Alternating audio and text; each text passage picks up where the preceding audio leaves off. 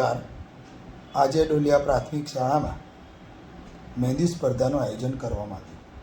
આવતીકાલથી કન્યાઓ માટે ગૌરી વ્રત પ્રારંભ થાય છે, તેની તૈયારીના ભાગ સ્વરૂપે ડોલિયા પ્રાથમિક શાળામાં શાળા તરફથી મહેંદી સ્પર્ધાનું આયોજન કરવામાં આવ્યું, જેમાં ધોરણ 1 થી 4 અને ધોરણ 5 થી 8ની બાળાઓએ ઉત્સાહપૂર્વક ભાગ લીધો।